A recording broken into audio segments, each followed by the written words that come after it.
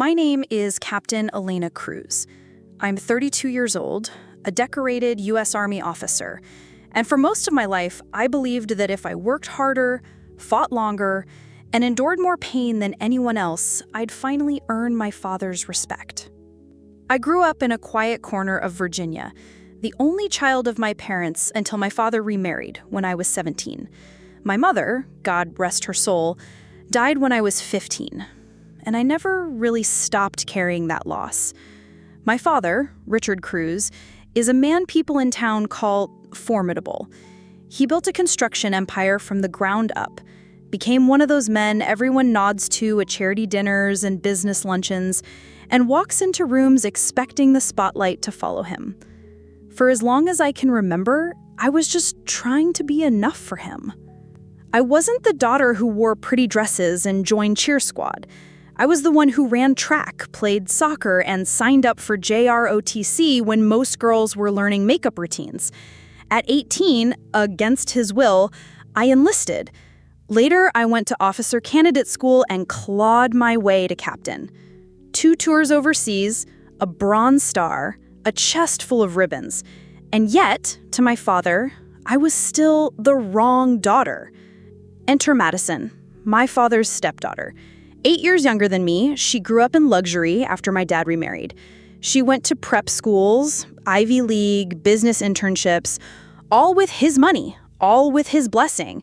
And while I was sweating through desert heat in body armor, Madison was sipping cocktails at galas beside him. The story I'm about to tell begins the night all of this boiled over. It was a warm May evening, the kind of night where the air smells faintly of magnolia, and the city skyline glowed like glass and steel stitched together with neon. The event was at a luxury hotel ballroom in downtown Washington, D.C., a veterans recognition dinner hosted by the Chamber of Commerce. My father was being honored for supporting the troops through his company's donations and construction contracts. I remember staring at myself in the mirror before walking out the door. My uniform dress was pressed sharp, medals aligned perfectly, my hair pulled into a regulation bun. I looked like a soldier, not someone's daughter, but deep down, I wanted this to be the night he'd finally look at me with pride. When I arrived, the place was buzzing. Tables set with crystal, servers weaving with trays of champagne, businessmen shaking hands with generals. My father was at the center of it all, broad-shouldered, silver hair combed back, a whiskey in hand. Madison was next to him, radiant in a designer gown, her arm looped through his like she'd been born for that spotlight. "Lena," he boomed when he saw me, his voice carrying. "Finally, you made it." I smiled tightly. "Yes, sir." He introduced me to his circle, politicians, CEOs, retired colonels. "This is my daughter, Captain Elena Cruz. She insisted on the Army life, much to my dismay. But, you know kids, they never listen." They laughed politely, and I felt a pinch in my chest. I brushed it off, telling myself he was joking. Dinner passed with speeches and applause. They called my father up to the stage to accept his award. My phone buzzed 3 times before I realized it was still buried in the pocket of my uniform jacket, which I had tossed over the chair in my apartment. I hadn't bothered to change out of it after the event. I just sat there in the dark, staring at the medals pinned to my chest, hearing my father's voice on repeat, "The wrong path." Every word was a hammer blow. I'd faced mortar fire, insurgent ambushes, IEDs that turned roads into nightmares. I'd led soldiers through villages where every shadow could hold death. I survived that. But sitting at that banquet table, while my own father stripped me bare in front of his world, that cut deeper than shrapnel ever could. When I finally answered the phone, it was Madison. "Lena?" Her voice was soft, hesitant. "I just wanted to check on you. I know Dad, well, he was out of line." Out of line? That's what she called it, like he'd just spilled wine on the carpet. "I'm fine," I lied, my throat tight. You don't sound fine." Silence stretched between us. I could hear voices and clinking glasses behind her. She was still at the gala, still basking in that world where she fit so perfectly. "Look," she tried again, "he doesn't mean it the way it sounded. He loves you, Lena." I almost laughed, a sharp, bitter sound. "He loves what you represent. He made that clear enough." She didn't argue. Instead, she whispered, "I'm sorry," before hanging up.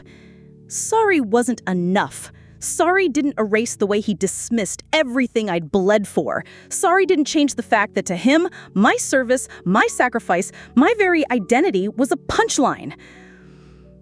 Over the next few weeks, the anger didn't fade. It calcified. It followed me into training runs, into the weight room, onto the range.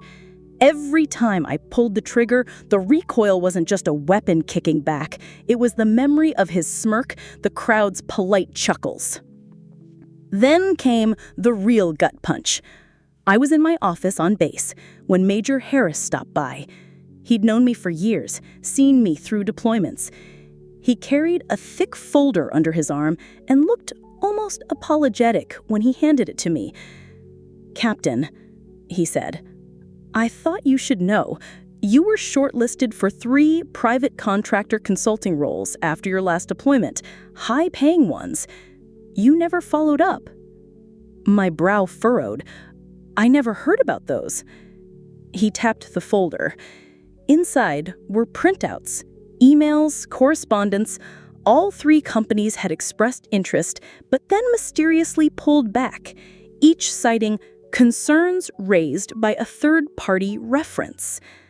I flipped through, pulse racing. The reference was always the same. Richard Cruz, my father. He told them you were unstable, that combat had changed you, that you weren't reliable. I stared at the pages, words swimming. My father had sabotaged my career. The one path I'd carved out for myself, beyond the army, beyond his shadow, and he'd poisoned it. I clenched the folder so hard my knuckles whitened. Why would he do this? You'll have to ask him, but his eyes said he already knew. I didn't. Not yet. Instead, I carried that folder home like it was radioactive. I sat on the couch flipping through it again and again, rage churning so hot I thought I might burn alive. All those nights overseas, I dreamed of coming back and finally being respected for what I'd accomplished. Instead, my own father had dragged my name through mud to keep me tethered under his control. A week later, Madison came by, unannounced. She breezed into my apartment wearing a silk blouse and carrying a bottle of wine, like we were sisters catching up after a long day. "I figured you wouldn't be out celebrating," she said with a smile that didn't quite reach her eyes. "So I brought the celebration to you." I raised an eyebrow. "Celebrating what?" She set the bottle on my counter. "I just accepted a position as Dad's executive director. He wants me to shadow him until he retires." The words hit me like a slap. My chest tightened. Of course, the heir apparent, the perfect... The first time I saw Madison in uniform, I almost laughed. She stood in the Arizona desert with the rest of the corporate recruits, boots too clean, cap pulled low, her designer sunglasses dangling from her collar like she thought this was still a brunch on Georgetown's waterfront. The sun was already brutal, baking the sand into something that could melt the soles off your shoes. And Madison looked like she'd stepped off a magazine cover, not into a training exercise meant to strip people bare. I stood in front of them, arms crossed, sunglasses hiding my eyes, watching each of them shift nervously under the weight of the heat and the silence. Soldiers know how to stand still. Civilians don't. They twitch, they fidget, they drink water too fast. Madison was no different. She tugged at her collar like it was strangling her. "Welcome to hell," I said finally, my voice carrying over the cracked earth. A ripple of nervous laughter ran through the group, but I didn't smile. For the next 14 days, you're under my command. You'll eat what I say, sleep when I say, move when I say. Out here, you're not CEOs or interns or daddy's protégés, you're recruits. And recruits earn nothing until they prove they can take orders. I let my gaze rest on Madison for a second longer than anyone else. She looked away first. We started with a ruck march, 10 miles with 40 pounds strapped to their backs. For soldiers, that's a warm-up. For civilians, it's agony. By mile 2, people were gasping. By mile 5, half the group looked like they might collapse. Madison, predictably, was near the back. Her face beat red, her hair plastered to her forehead. She stumbled on a rock and nearly went down. "Keep moving, Cruz," I barked, my voice cutting sharper because it was her. "You wanted leadership training? Leaders don't quit." She gritted her teeth and pushed on, but I could see the cracks forming.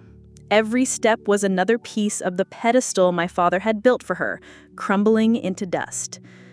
When we finally reached camp, I ordered them to set up their tents, cook their rations, and prep for night drills. Most of them looked at the MRE packets like they were alien technology. Madison held one gingerly, turning it over in her hands like she was trying to find the nutrition label. "It's food, not caviar," I snapped. "Tear it open and eat." Her eyes flashed at me, a spark of anger breaking through her polished composure. "I'm trying," she muttered. "Try faster." That night, under a sky littered with stars, I lay in my cot listening to the sounds of the recruits tossing and turning. Out here, there's no hiding behind speeches or silk dresses. The desert strips you down until all that's left is grit, or nothing at all.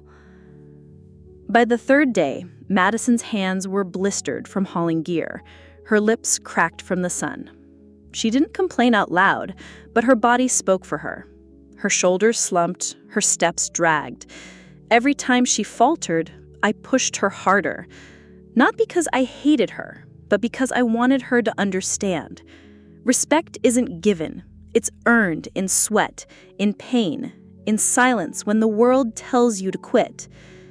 The breaking point came during the ambush drill.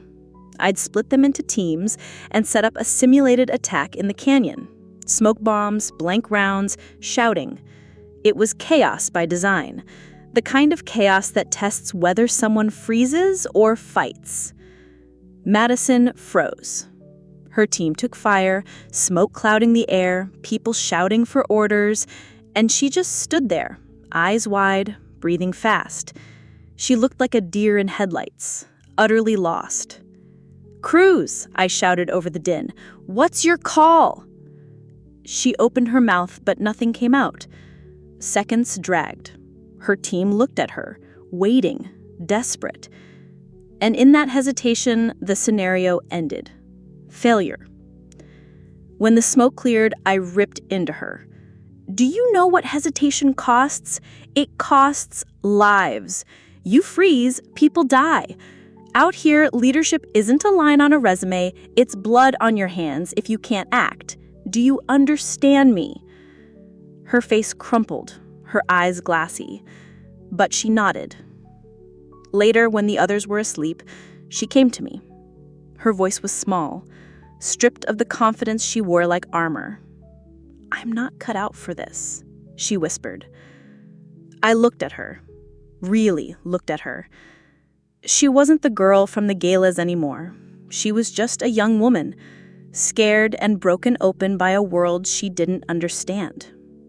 "No one is cut out for it," I said quietly. "You become cut out for it by surviving it." She stared at me, searching my face like she wanted to understand how I carried it all. The scars you couldn't see, the weight of command, the cost of being the one who never freezes. And for the first time, I saw the wall between us crack. Not completely, but enough. The next days blurred into a rhythm of drills, marches, and exhaustion. Madison stumbled, fell, got back up.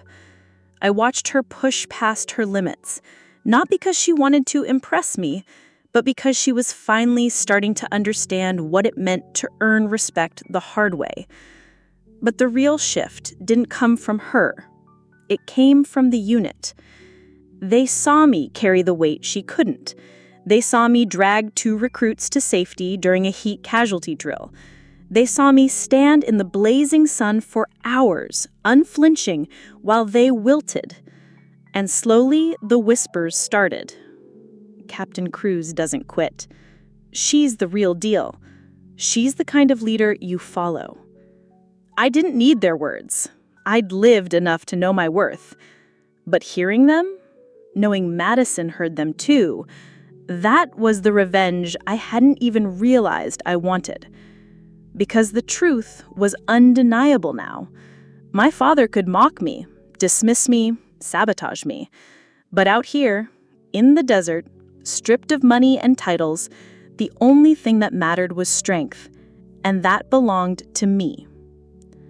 On the 12th night, as we sat by the dying embers of a campfire, Madison turned to me. Her voice was hoarse, her face streaked with dirt. "You're not just my sister," she said quietly. "You're my general." The words hit harder than any medal, any applause, because they came from the one person my father had raised up above me, and now she saw the truth. I didn't smile. I didn't gloat. I just nodded, the firelight flickering in my eyes, and let the silence carry the weight of it. Because in that moment, I didn't need to humiliate her. She'd already humbled herself, and my father, he would hear about this. He would hear that his perfect daughter, the one he paraded through ballrooms and boardrooms, had bowed her head to the daughter he mocked. And when that day came, I would watch the pedestal he built for himself crack under the truth he could never bury again. The desert doesn't care who your father is. It doesn't care about your last name, your bank account, or the number of polished speeches you've given in front of business leaders. Out here, the desert strips everyone to the same raw core. And that's why I love it. Because in the desert, men like my father lose their power, and women like me finally breathe. By the 4th week of the leadership exercise, the corporate recruits were exhausted shadows of who they'd been. They moved slower, spoke less, and clung to every instruction like it was oxygen. They had blisters that looked like open wounds, rations they couldn't stomach anymore, and a permanent glaze of sweat and dust covering their skin. Madison was no exception. The silk and polish had burned away. Her cheeks were sunken, her hair constantly matted, her voice hoarse from shouting through drills. She looked nothing like the golden girl my father paraded through galas. But there was something new in her eyes, something hard and unyielding that hadn't been there before. That didn't mean she was ready. The final test was designed to break them, a 48-hour continuous operation, navigation across miles of desert terrain, carrying limited water, facing surprise ambushes, and forced to make decisions with no sleep. For soldiers, it's brutal. For civilians, it's near impossible. We started at dawn, the horizon painted in streaks of orange and pink. I divided them into squads, handed out the maps, and gave the order, move out. The sun rose higher, burning like a furnace. By noon, the heat was suffocating. Sweat poured down their faces, soaking their fatigues, leaving white salt stains in their creases. One by one, people stumbled, fell, got back up. The desert has a way of making every step feel like punishment. Madison pushed through it longer than I expected. She kept her head down, shoulders trembling under the pack, lips cracked but silent. But at mile 12, during an ambush drill, her body finally gave in. We'd set smoke grenades and simulated gunfire. The moment chaos erupted, Madison froze. then dropped to her knees, clutching her chest like she couldn't breathe. Her squad panicked, shouting orders that tangled together while she sat gasping in the dirt. I was on her in seconds, grabbing her by the collar. "Look at me," I shouted, her wide eyes locked on mine, fear and shame swirling in them. "You get up or your team dies. Do you understand me?" She shook her head, tears streaming down her dust-streaked face. "I can't." "Yes, you can. You think combat waits for your breakdown? You think bullets pause so you can cry? Move or you die. Now get up." Her breath hitched, her chest heaving, and for a second, I thought she'd stay crumpled there. But then something shifted. Maybe it was rage at me, maybe it was desperation. Either way, she forced herself upright, wobbling on her legs and stumbled forward. The drill ended with failure again, but she hadn't quit, and in some ways, that mattered more. That night, as they collapsed around the campfire, Madison sat apart, staring into the flames. I approached her, dropping a canteen at her side. She didn't look at me when she spoke. "I thought I was strong," she whispered. "I thought I could do this. But every time I think I've got it, I fall apart." "You're learning," I said. "Strength isn't never falling apart. It's pushing through even when you do." She finally turned to me, her face drawn and hollow. "Do you hate me?" The question caught me off guard. For a moment, I was silent, listening to the crackle of the fire, the low snores of recruits already passed out. "I don't hate you," I said finally. "I hate what he made you represent. I hate that he held you up while dragging me down. But you're just trying to survive like the rest of us." Her lips trembled, but she nodded. For the first time, I believed her. And in that moment, I realized something else too. My father could mock me, sabotage me, humiliate me, but here in the desert, in the eyes of the people who mattered, I had already won. The reckoning was coming, and this time, he couldn't stop it. The sun rose sharp and merciless on the morning of graduation. The desert air carried that faint metallic chill it always did before the heat set in, and the sky stretched wide and empty, as if even heaven was holding its breath. I'd lived through hundreds of ceremonies in uniform, but this one was different. This wasn't about medals or ranks. This was about a reckoning. The recruits filed into formation on the dusty parade ground, boots stamping in uneven rhythm, shoulders squared despite the exhaustion still etched into their faces. They were thinner, tougher, and carved down to bone and grit after weeks of training. Their families sat in the bleachers, fanning themselves, murmuring with pride, oblivious to the blood and tears it had cost to stand here. And in the front row, wearing his tailored suit like armor, was my father. A smile plastered across his face, polished and practiced, the kind he used to sell lies in boardrooms. His hand rested lightly on the railing as if he owned the entire scene. Beside him, our mother dabbed at her temples with a silk handkerchief, and Madison's fiancé, clean-shaven, smug, sat stiff as if already rehearsing his speech about how she'd survived her little adventure. Madison herself stood 2 rows ahead of me, her frame taut with nerves, but her chin lifted. Gone was the polished princess he'd sent into the desert. She was scarred, hardened, and somehow luminous. I'd seen her collapse, I'd seen her break, and I'd seen her rise. And now, I knew she was about to rise again, only this time in front of everyone who doubted her. The program director took the podium, his voice amplified through the crackling speakers. He spoke about endurance, about growth, about the transformation of civilians into leaders under extreme conditions. The words washed over me. I wasn't listening for him. I was listening for the moment. One by one, names were called. Recruits stepped forward, received certificates, saluted, and returned to their places. Families clapped politely, proud tears flowing freely. I stood motionless, every muscle in my body locked tight, waiting. Then came the announcement. Madison Cruz. She stepped out, her boots crunching on gravel, her uniform crisp despite the heat. A hush swept through the crowd. Everyone knew who she was. Everyone knew who was sitting in the front row. She walked up, accepted her certificate, saluted. The director shook her hand.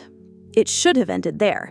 She should have turned, returned to her place, blended back into the crowd. That's what my father expected. That's what he'd arranged for with his smug smile and his rehearsed applause. But Madison didn't move. She held the microphone instead, her knuckles white around the handle. The director hesitated, startled, but she lifted her chin and spoke. My father told me this training was a waste of time.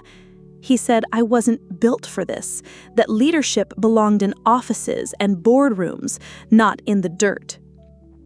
She paused, scanning the crowd, then looked straight at him. He was wrong. The silence was deafening. Even the wind seemed to still. I fell, I broke, I failed again and again. But every time I thought I was done, someone pushed me back to my feet. Someone who refused to let me quit, even when I begged for it. Her eyes flicked toward me then, just for a heartbeat. My chest clenched.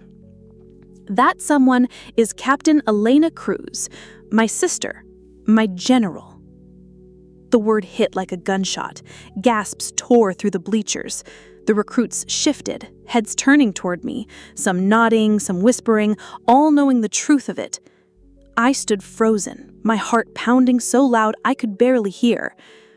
My father wanted me to be his legacy, Madison went on, her gaze locked on him. But I'd rather follow her, because out there, in the desert, I learned something he never taught me. Respect isn't inherited, it's earned. The silence fractured into chaos. Some clapped, some shouted, some sat stunned, caught between the spectacle and the scandal. My mother covered her mouth, her eyes wide with horror. The fiancé flushed red, tugging at his collar, muttering furiously under his breath. And my father, he stood, slowly, his face no longer polished, no longer smug. His jaw was clenched, his eyes dark, his entire body vibrating with fury. Enough, he barked, his voice cutting through the noise. This farce has gone on long enough. The director tried to calm him, but he shoved past, striding toward the podium. His finger jabbed at Madison. You don't know what you're saying. You're humiliated, delusional, brainwashed by your sister's bitterness. She flinched, but she didn't back down. Then his gaze turned on me, venom dripping from every word. You think this spectacle makes you strong? You're nothing but a failed soldier hiding in the desert, dragging my daughter down with you. My body went rigid, but I didn't move. Not yet. The recruits were watching. The families were watching. Everyone was watching. Madison's voice rose again, trembling but fierce. She didn't drag me down. She carried me when I couldn't stand. She showed me what strength really is. And you? She pointed at him, her hand shaking but steady enough. You're the one who doesn't understand leadership. You break people down to keep control. She builds them up so they can stand on their own. That's the difference. Gasps rippled again. My father's face turned crimson. He stepped closer, his hand half raised as if to grab her, to silence her. That was the moment I moved. I stepped forward, boots striking hard against the gravel, and the recruits instinctively parted for me. Every eye followed as I closed the distance, planting myself between him and Madison. You lay a hand on her, I said, my voice low but lethal. The words hung heavy, sharper than any blade. For a split second, I thought he might actually do it, might test me here in front of everyone. But something in my eyes must have told him the truth. I meant every word. His hand faltered, hanging uselessly in the air, before he yanked it back. "You'll regret this." I didn't flinch. "I already regret wasting years of my life trying to earn your respect. I don't need it anymore. Neither does she." The recruits erupted then, not in chaos, but in applause. First a handful, then more, until the entire formation was clapping, boots stomping, voices rising in chants, "Cruz! Cruz! Cruz!" It wasn't just for me. It was for both of us, for what we'd survived, for what we'd proved. My father's face twisted, but he couldn't fight it. Not here, not now. Not against the weight of all those eyes, all that truth laid bare.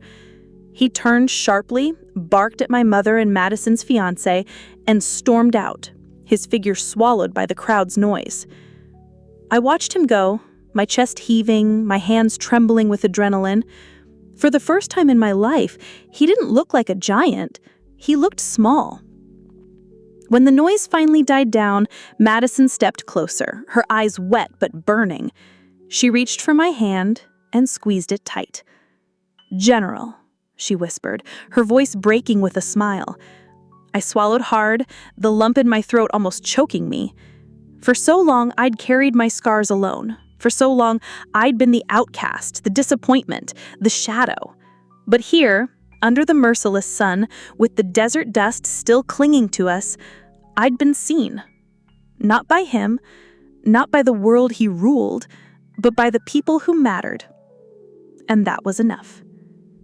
The ceremony wrapped in chaos, reporters swarming, directors scrambling, families buzzing with gossip that would spread like wildfire. But through it all, I stood tall, shoulders squared, chin lifted. Because this wasn't just a graduation, it was the funeral of his control. The reckoning had arrived, and this time, he was the one left in the dirt. If you've been pulled into Alina's fight, don't just leave now. Hit that like button, subscribe, and turn on the bell so you never miss what happens next. And drop a comment telling me where you're watching from. I love knowing how far this story is reaching.